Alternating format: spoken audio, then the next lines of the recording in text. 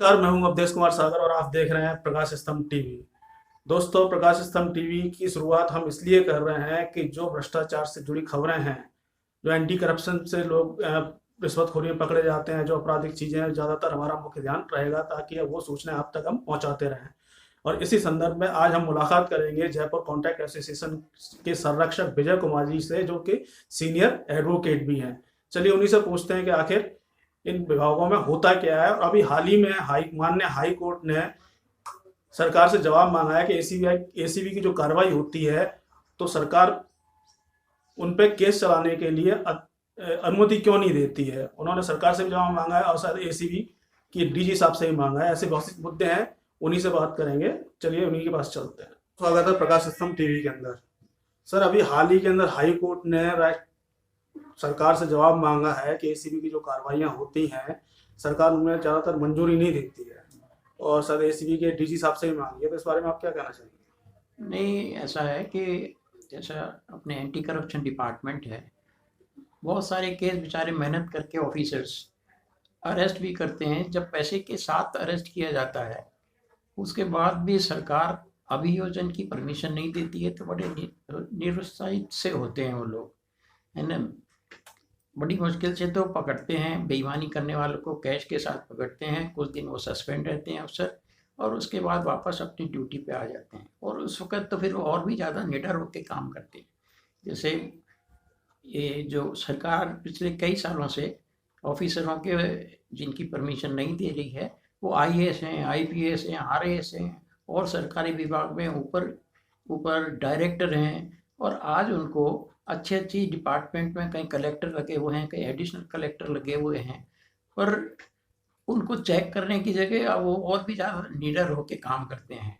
वो बिल्कुल नहीं डरते, वो देखते हैं कि सब सरकार में सब चीज़ें हो जाती हैं, उन्होंने मैनिपुलेशन किया है, और कुछ दिन तक तो सरकार उनको आधा सैलरी वगैरह देती है, फिर उनको काम पे लगा देती है। सर, आप है ना जयपुर कॉन्ट्रैक्ट एसोसिएशन संरक्षक भी हैं और वरिष्ठ अधिवक्ता भी हैं, तो आपने पीडब्ल्यूडी काफी करीब से देखा है। वहां पे भी ऐसे ही आए दिन पकड़े जाते हैं पीडब्ल्यूडी की मैं होड़ पे। आपको एग्जाम्पल बताता हूँ पीडब्ल्यूडी की। तो यहाँ पे है पीडब्ल्यूडी में सिटी डिवीजन 3 करके है, एग्जीक्यूटिव इंजीनियर, तीन एक के बाद एक 3 अरेस्ट हुए हैं पैसे लेते हुए।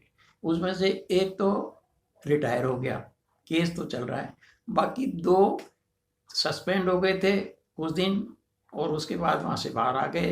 सरकार के कहने के अनुसार उनको कुछ सैलरी मिलती रही आधी, और फिर बोले साहब उनको पैसे देते हैं तो हम उनसे काम लेंगे, करके उनको पीडब्ल्यूडी के अंदर ही अलग अलग डिवीजनों में लगा दिया गया।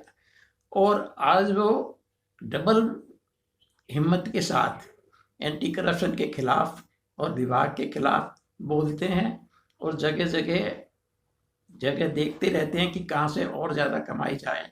उनकी हिम्मत और भी ज़्यादा खुल चुकी है। तो ये एग्जाम्पल है। और सार्वजनिक निर्माण विभाग की बात आप छोड़िए, वहाँ तो प्रधानमंत्री कार्यालय के लेटर तक का इंतजार नहीं होता। मैं आपको एक एग्जाम्पल और बताता हूँ कि सार्वजनिक निर्माण विभाग जयपुर के अंदर ये एक कंप्लेंट की गई थी काफ़ी दिन पहले कि इस एग्जीक्यूटिव इंजीनियर की सैलरी से ज़्यादा प्रॉपर्टी उसके पास है। उसके सारे डॉक्यूमेंट्स दिए गए थे कि कहाँ कहाँ उसकी प्रॉपर्टी है, इमूवेबल प्रॉपर्टी है, और बैंक के स्टेटमेंट वगैरह हैं, और उसकी सैलरी क्या थी। ये सब चीज़ें शो करती हैं कि वो उसकी सैलरी से ज़्यादा उसके पास प्रॉपर्टी है और अमाउंट है उसके पास। परंतु जब पीएमओ से चीफ सेक्रेटरी की तरह होती हुई इंक्वायरी आई, तो अपने अधिकारी को बचाने के लिए पीडब्ल्यूडी के चीफ इंजीनियर साहब ने 8 महीने तक पीएम के आदेश की भी चिंता नहीं करी। उस अधिकारी का जब प्रमोशन हो गया, जब एक्शन से ऐसी बन गया, तब ये जवाब दिया गया शिकायतकर्ता को कि हम इसकी इंक्वायरी नहीं कर सकते। तो मैं ये कह रहा हूँ कि क्या अधिकारी को उस वक्त जब ये रिपोर्ट आई थी प्रधानमंत्री कार्यालय की इंक्वायरी करने की, वो ये जवाब उस वक्त नहीं दे सकता था क्या कि हम इसके लिए एंटाइटल नहीं हैं, किसी और विभाग में जाएगा? नहीं, पर वो उससे मिला हुआ था। और जब 8 महीने में उसका प्रमोशन हो गया, आज वो और भी ज़्यादा स्ट्रांग हो गए कि वो समझता है कि मेरी शिकायत प्रधानमंत्री भी के यहाँ से होती है तो भाई मैं चिंता नहीं करता हूँ, खूब भ्रष्टाचार कर रहा है और फैल रही है उसकी प्रॉपर्टी। अब देखते हैं कौन उसको चेक कर सकता है। शिकायत करता है, मैं तो हिम्मत ही नहीं है दोबारा वापस जाए। हम लोग सब मिल के बात करते रहते हैं खाली, भाई ये तो बहुत ताकतवर है, प्रधानमंत्री से भी ताकतवर है, कुछ नहीं होता है, क्या करेंगे मोदी जी इसका।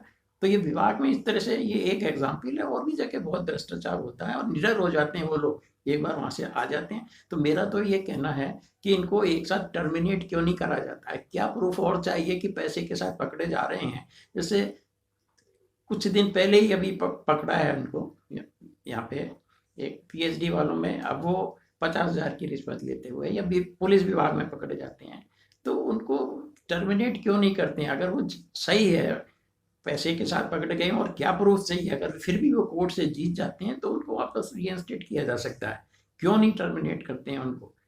सर अभी जैसे एसीबी ने अभी 2 इंजीनियर और पकड़े थे कुछ टाइम पहले, इसमें से एक रिटायर्ड था, उसको लगा रखा था। हाँ, उसने बताया था कमीशन का भी कुछ परसेंट का है, तो जब सभी लीगलाइज सब लेते हैं तो मैं कौन सा अपराधी हो गया इस टाइप हाँ, में। उस केस में भी मैं वो पुलिस डिपार्टमेंट में ही अरेस्ट हुआ है, आप देखिए तो सही। कम से कम पुलिस डिपार्टमेंट ने अलग पीएचयू करके एक डिपार्टमेंट बनाया है जो पुलिस के मकान और इनकी सब मेंटेनेंस देखता है। ये उस विभाग की बात है, पुलिस विभाग की। और उसमें मेरे तो एक चीज और समझ में नहीं आती कि वो रिटायर होने के बाद पीडब्ल्यूडी से उसको किस लिए रीइंस्टेट किया गया। क्या हमारे पास इंजीनियरों की कमी आ गई? यहाँ तो लोग बहुत सारे इंजीनियर अनएम्प्लॉयड घूम रहे हैं, और उधर जिसकी सिफारिश है जो पर वो आदमी रिटायर होने के बाद दोबारा नौकरी कर रहा है। और अब देख लिए, वही मैं जो कह रहा हूँ कि वो उसकी हिम्मत और खुल जाती है। उसने यहाँ काफ़ी कुछ पीडब्ल्यूडी में इनाम कमाया, उसके बाद वो वहाँ गया तो वो तो निडर हो गया कि मैं पुलिस डिपार्टमेंट में, मेरा कोई क्या बिगाड़ सकता है। वो तो अपना हिसाब और बता रहा है कि किसको कितने परसेंट चाहिए और उसको किस लिए रीइंस्टेट किया, सर्विस दी गई, क्यों नहीं यंग इंजीनियरों को उसकी जगह काम दिया जाता। पर वो तो अनएम्प्लॉयड घूम रहे, और यहाँ पे जो सिफारिश वाले हैं या पैसे वाले हैं जिनका कहीं ना कहीं प्रमोशन ताकत है, वो लोग नौकरी कर रहे हैं, मजा कर रहे हैं और पकड़े जा रहे हैं। Thank you sir very much. चलिए साहब, धन्यवाद।